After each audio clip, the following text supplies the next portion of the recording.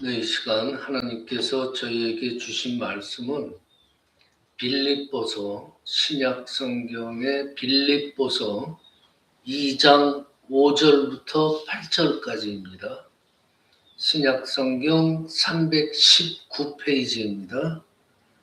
빌립보서 2장 5절부터 8절까지 뜻을 잘 생각하시면서 한 목소리로 함께 봉독하십니다. 시작. 너희 안에 이 마음을 품으라. 곧 그리스도 예수의 마음이니 그는 근본 하나님이 본체시나 하나님과 동등됨을 취할 것으로 여기지 아니하시고 오히려 자기를 비워 종의 형체를 가시다 사람들과 같이 되셨고 사람의 모양으로 나타나사 자기를 낮추시고 죽기까지 복종하셨으니 곧 십자가에 죽으심이라. 아멘. 네, 오늘 하나님의 은혜가 오늘 이렇게 예배드리는 성도님들과 또 전 세계 곳곳에서 영상으로 함께 하시는 모든 형제 자매님들에게 축복이 가득하기를 축원합니다. 네, 오늘 우리가 나눌 주제는 기독교의 가장 핵심적인 덕목이죠. 그렇지만 동시에 가장 실천하기 어려운 겸손입니다. 겸손. 여러분들 흔히 이 시대를 갖다가 자기 PR 시대라고 하죠. 어떻게든 나를 높이고 내가 가진 것을 드러내야지 성공하는 그런 세상이 됐습니다. 하지만 이 성경은요, 우리에게 정반대의 길을 제시합니다. 여러분들 예수님의 스토리를 쭉 보면은 예수님께서는 항상 겸손하셨어요. 근데 이 겸손이 단순히 예수님의 태도의 문제가 아니었어요.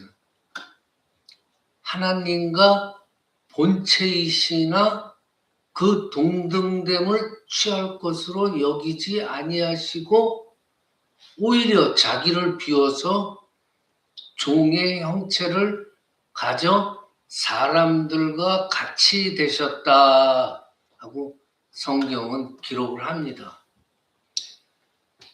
자, 우리는 세상이 그래요. 조금만 높은 자리에 올라가도 또 조금만 남보다 더 가졌어도 이상하게 대접받기를 원해요. 근데 온 우주의 창조주께서 피조물의 형상을 입고 오셨다.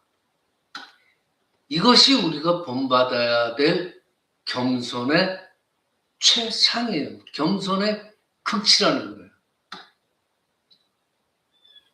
여러분들 겸손하다는 건요, 나 자신이 누구인지 잊어버리고 하는 행동이 아니라 내가 누구인지 잘 알기 때문에 기꺼이 내가 낮은 곳으로 내 자신이 내려가는 용기, 그게 바로 겸손이에요. 그러니까 나 자신이 나를 알고 온통 나한테 집중되어 있던 그 시선들을, 나 자신의 시선, 그 시선을 하나님과 이웃에게로 나를 낮추면서 돌리는 것이 바로 겸손의 시작이에요. 그것이 나의 시선을 하나님과 이웃에게 돌립니다. 하나님은 뭐예요? 성경에 쭉 보면은 무조건 사랑이에요. 하나님은 사랑. 그러니까 그 사랑으로 이웃 사랑으로 돌리는 거예요. 그러면서 나를 낮추고 사랑으로 대하는 것. 이것이 바로 겸손이 시작이라는 거예요. 오늘 본문보다 좀 앞절에 3절에서는 이렇게 말합니다. 오직 겸손한 마음으로 각각 자기보다 남을 낮게 여기고 자기보다 남을 높게 여기고 더 잘났다는 내가 잘난 게 아니고 상대방이 잘난 거죠. 그렇게 내 마음속에 여긴다는 거예요. 우리는 뭐 겸손하다 그러면은 그냥 예의 바르다. 사람이 참 예의 바르다. 그 정도로 생각하기가 쉬워요. 그렇지만은 성경이 말하는 겸손이라는 건요. 그냥 태도에서 머무는 게 아니에요. 그보다 훨씬 깊은 뜻을 지니고 있습니다. 남을 나보다 더 낮게 여기는 것. 그게 그 사람이 뭐 나보다 능력이 더 뛰어나서 그럽니까? 그거 뭐 그 사람이 상대방이 나보다 더 뛰어나다 이건 몰라요. 그렇지만 항상 나보다 좋게 높게 여긴다는 것. 왜 그러냐? 우리는 하나님의 형상대로 지어졌어요.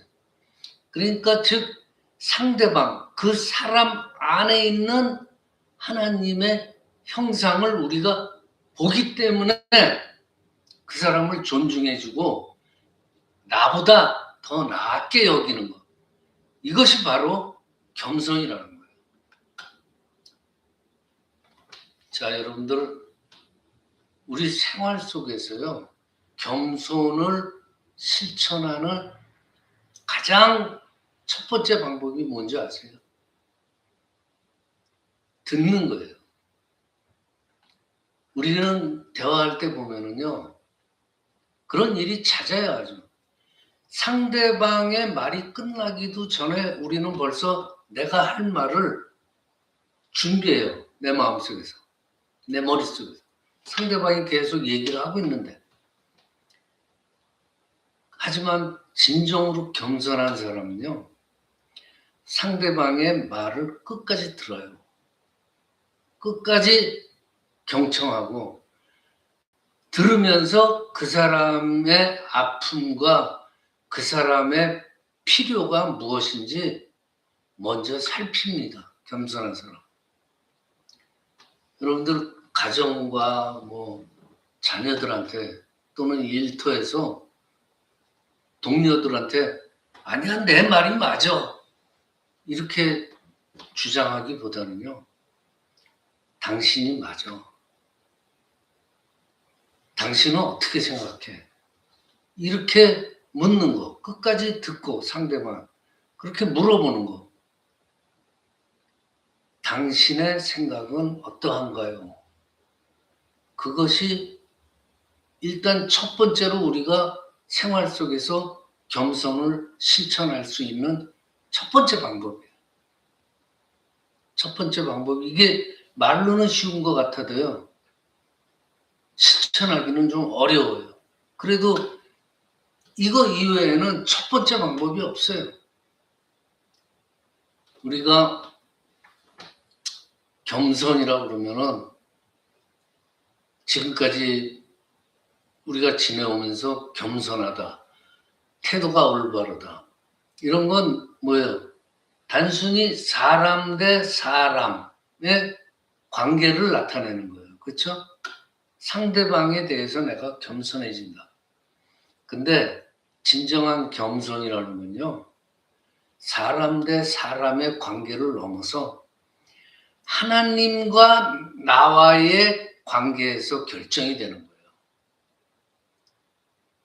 겸손이라는 거. 하나님을 염두에 둬야 된다는 거예요. 내가 가진 건강, 뭐 나의 재능, 나의 직업, 하다못해 내 가족까지도 여러분들 생각해 보세요. 자기 힘으로 얻은 게 있어요? 가만히 생각하면 모든 게 하나님의 은혜예요.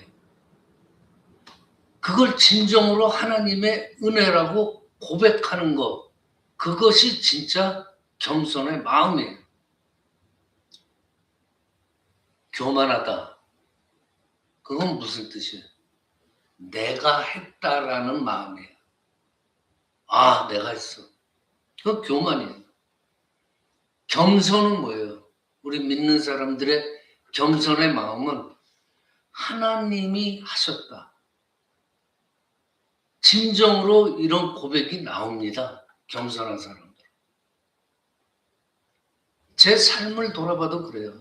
제가 이곳에서 지금 이 강단에 서서 하나님의 말씀을 여러분과 나눌 수 있는 거, 이건 내 힘으로는 할 수 없었어요.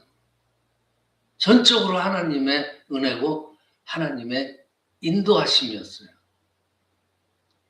즉 내가 잘나서가 아니고 우리가 잘나서가 아니라 하나님께서 우리를 도구로 써주셨다는 거예요. 그것에 감사할 때 우리 삶에는 뭐가 틈탈 틈이 없어요. 교만이 틈탈 자리가 없는 거예요. 감사, 은혜에 감사할 때 우리는 저절로 겸손해질 수밖에 없는 거예요. 그러니까 우리들 삶에서 일상생활 순간순간마다 하나님의 이름을 우리의 앞과 뒤에 배치를 해놔야 돼요. 하나님의 이름을 우리 앞뒤에 두시란 말이에요. 그러면 저절로 겸손하게 되는 거예요. 그것이 가장 안전한 겸손의 길이에요. 자, 5절에서 권면을 하죠. 너희 안에 이 마음을 품으라. 곧 그리스도 예수의 마음이니 그래요. 5절에서. 하나님은, 자, 예수님은 하나님과 본체잖아요. 삼위일체. 근데 이 땅에 무슨 모습으로 왔어요? 인간의 몸을 입고 이 땅에 오셨어요. 그리고 이 땅에 오셔서 뭐까지 해요? 제자들의 그 더러운 발까지 씻어요. 그리고 또 뭐까지 하세요? 십자가에서 죽기까지 복종하셨어요. 복종. 예수님의 이러한 본이 이것이 바로 우리가 따라야 할 겸손의 완성이에요. 이게. 겸손의 극치를 떠나서 완성을 지으신 분이 예수님이에요. 근데 우리한테 있어서의 겸손이란 것 가만히 보면은 그렇게 어려운 것도 아니에요. 거창한 것도 아니에요. 예를 들어서 아무도 알아주지 않는 곳에서 정말 누군가를 위해서, 이웃을 위해서, 어떤 분을 위해서 진심으로 골방에서 나 혼자 그분을 위해서 기도하는 것. 이것도 겸손의 모습이 아닐까. 생활하면서 누군가의 실수를 우리가 볼 수도 있어요. 그 실수 덮어주는 거. 이런 작은 행동들이 모여서 예수님의 겸손의 마음을 우리가 생활 속에서 드러낼 수가 있는 거예요. 우리가 믿는 사람들이 세상 사람들한테서 야, 저 사람은 정말 겸손해 라는 소리를 듣는다면요, 그것은 우리가 대단한 일을 해서 아니에요. 예수님처럼 정말 낮은 곳으로 흘러가는 그러한 삶을 우리가 살았기 때문에 주변에서 나보고 겸손하다는 얘기를 하는 거예요. 교만의 마음을 떨쳐버리고. 그리고 이 진짜 참된 겸손의 증거는 순종에서 나오잖아요. 예수님께서 완성하셨다고 그러죠. 예수님은 죽기까지 복종하고 순종하셨어요. 그게 참된 겸손의 증거예요. 오늘 8절 말씀을 보세요. 사람의 모양으로 나타나사 자기를 낮추시고 죽기까지 복종하셨으니 곧 십자가에 죽으심이라. 여기서 죽기까지 복종 중요해요.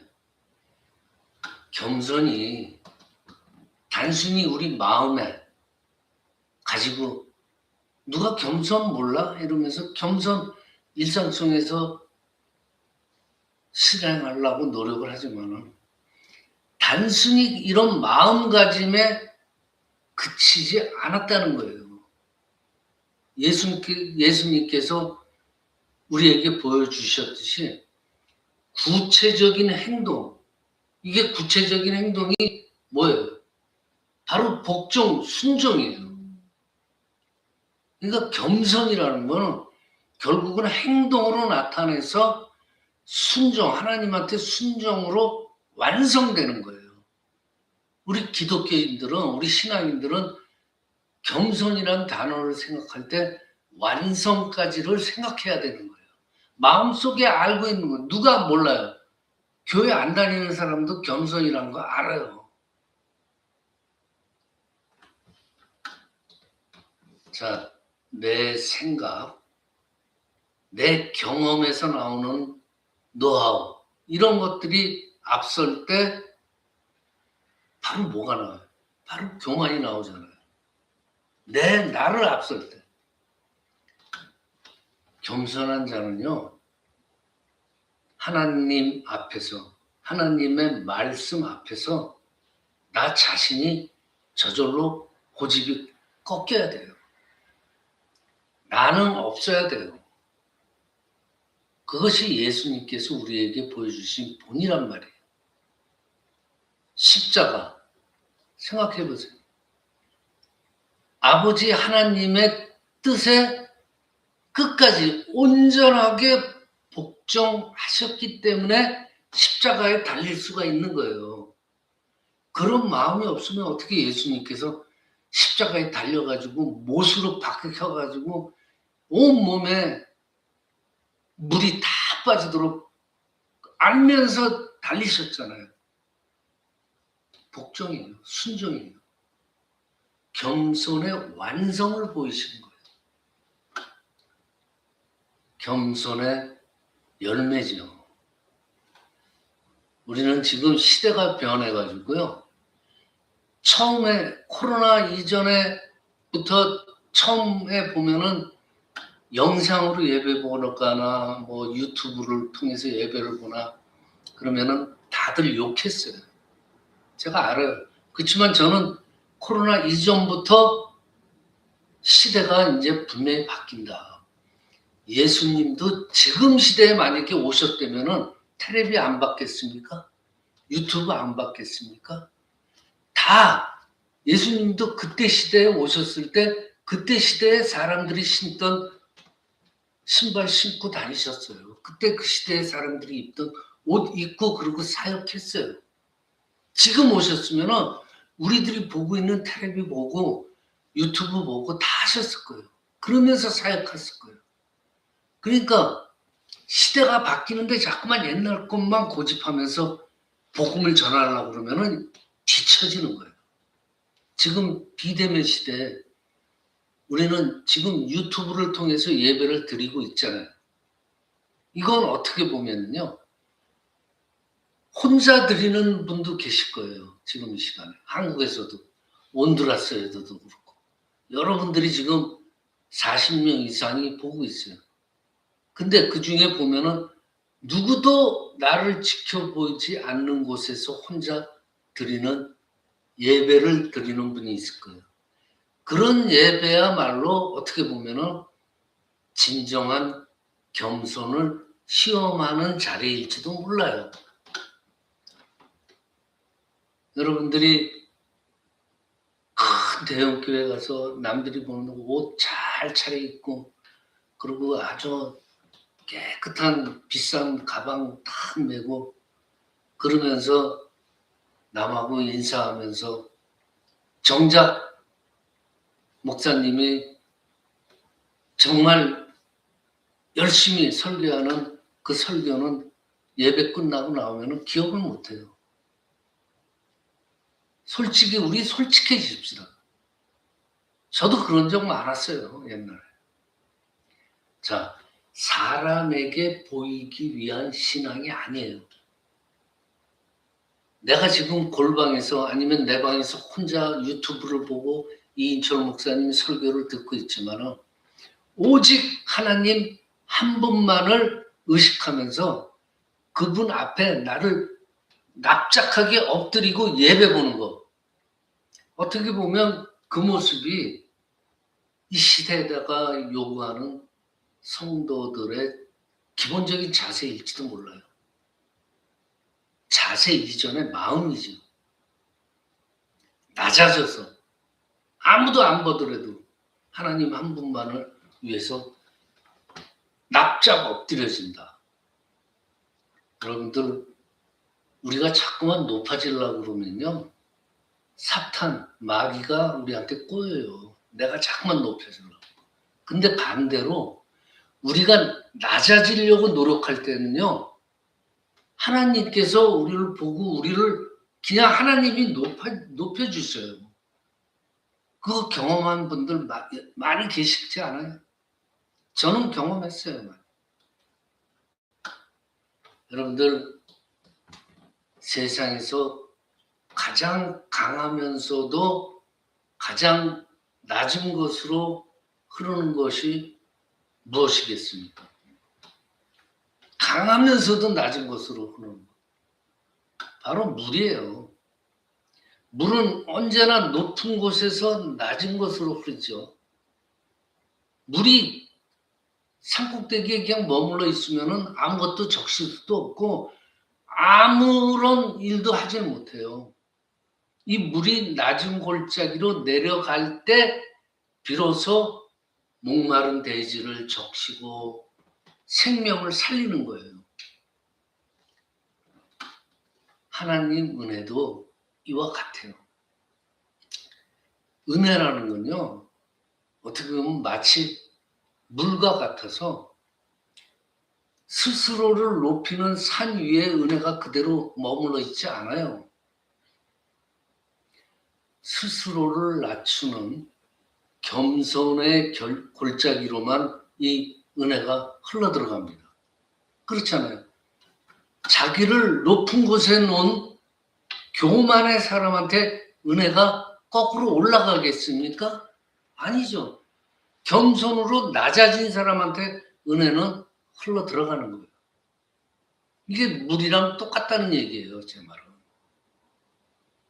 내가 내 마음속에 나의 나의 자랑으로 가득 채우고 있으면은 물이 들어갈 수가 없잖아요.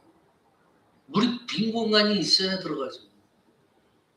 그렇게 내 자랑만 꽉 차 있으면 하나님의 은혜가 들어갈 자리가 있겠어요? 물하고 똑같아요. 못 들어가요. 교만이 꽉 차 있는데 어떻게 하나님의 은혜가 들어가길 원합니까? 예수님께서 하늘 보좌를 버리시고 이 땅 가장 낮은 곳으로 오신 이유가 뭐예요? 그 낮은 곳에 있는 우리를 은혜로 가득 채우기 위해서 낮은 곳으로 오신 거예요. 만구유로 오신 거예요. 왜 그렇게 오셨겠어요? 가장 낮은 사람들을 위해서 오신 거예요. 우리도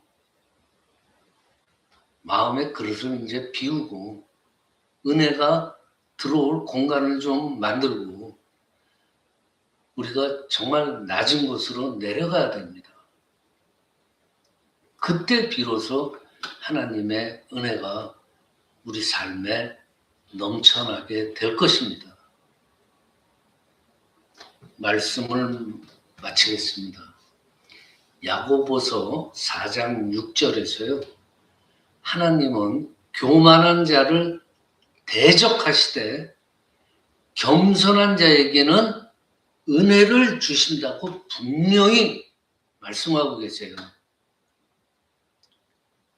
물이 낮은 곳으로 흐르듯이 하나님의 은혜도 스스로를 낮추는 사람에게로 흘러갑니다.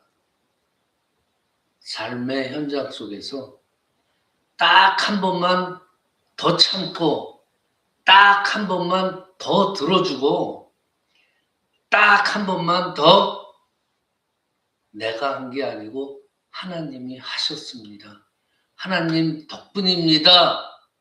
라고 수시로 고백해 보시기 바랍니다. 그때 여러분 삶은 정말 그리스도의 향기로 가득 차게 될 거예요. 우리의 영원한 모범이신 예수 그리스도의 이름으로 축복하며 말씀을 마칩니다. 기도드립니다. 아버지 하나님 감사합니다. 오늘 주신 말씀을 통해서 우리 삶의 가장 낮은 곳으로 오셨던 예수 그리스도의 겸손을 묵상하게 하여 주시니 감사합니다. 우리의 교만을 용서하시고 예수 그리스도의 겸손을 생활 속에서도 배우게 하여 주시옵소서. 내가 드러나기보다 주님의 영광이 나로 인해서 먼저 드러나기를 원합니다. 낮은 곳에서 섬기는 삶을 살 때 주님께서 주시는 그 참된 평안과 기쁨이 온 지구촌 곳곳에서 예배드리는 우리 모든 성도 위에 충만하게 하여 주시옵소서. 우리를 죽기까지 사랑하신 예수 그리스도의 이름으로 기도드리옵나이다. 아멘.